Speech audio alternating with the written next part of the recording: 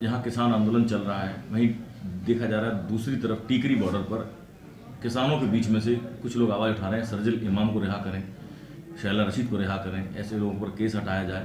ये किसान आंदोलन की आड़ में क्या चल रहा है? देखिए, एक बात कहना चाहूँगा, जो लोग इस आंदोलन को भड़काने का काम कर रहे हैं, किसानों को भड़काने का काम कर रहे हैं, वो लोग कभी किसान हितैषी नहीं रहे। उनके अपने निजी स्वार्थ हैं, इसलिए किसानों को बहकाने का काम कर रहे हैं।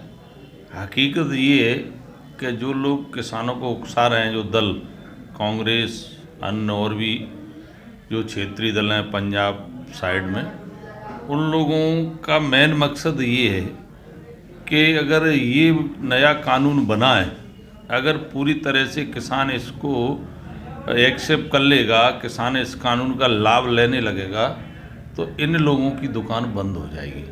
क्योंकि स्वतंत्र भारत में अगर स्वतंत्रता जिसको नहीं थी वो है किसान। कई उत्पादक अपने उत्पादन का खुद मूल्य तय करते हैं।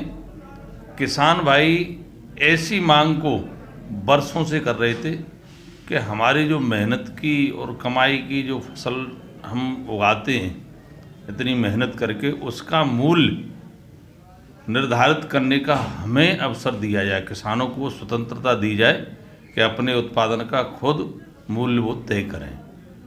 तो इस आवाज़ को हमारे देश के लोकप्रिय प्रधानमंत्री नरेंद्र मोदी जी ने सुना, किसानों के दिल की आवाज़ को सुना, किसानों के दुख दर्द को समझा, और केंद्र में जो नया कानून बना है वो मोदी जी ने एक इतिहास रचा है कि किसानों को स्वतंत्रता दी गई है। इस बिल में किसान अपनी फसल का खुद मूल्य तय करें और स्थान भी किसान तय करें कि आपको मंडी में बेचना है, कि खेत पे बेचना है, कि घर पे बेचना है, कि किस जगह बेचना है। इस दोनों में स्वतंत्रता जो दी गई है, ये बहुत बड़ा ऐतिहासिक कदम है। और आने वाले समय में इस कानून का जब किसानों को लाभ मिलेगा तो निश्चित रूप से किसानों की उन्नति होगी, प्रगति होगी, और किसानों की आय भी दुगनी होगी। और मैं ये कह सकता हूँ कि जो केंद्र की जो सरकार है, मोदी जी की सरकार है, वो किसानों की सरकार है। मध्य प्रदेश में शिवराज जी की सरकार है, वो किसानों की सरकार है। इसलिए किसान हमारा परिवार है, और कोई भी परिवार का मुखिया कभी भी नहीं चाहता है कि परिवार की तरक्की ना हो। इसलिए ये परिवार भारतीय जनता पार्टी ने किसानों को माना है, और भारतीय जनता पार्टी की ये सरकार है हमेशा किसानों की उन्नति और प्रगति के लिए आने वाले समय में भी काम करती रहेगी, वर्तमान में भी किया है।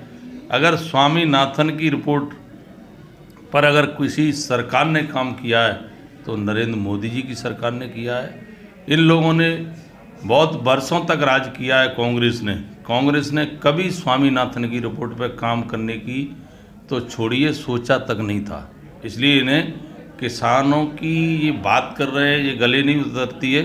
क्योंकि अगर कांग्रेस किसान हितैषी होती तो कांग्रेस के बड़े दिग्गज नेता कांग्रेस को नहीं छोड़ते।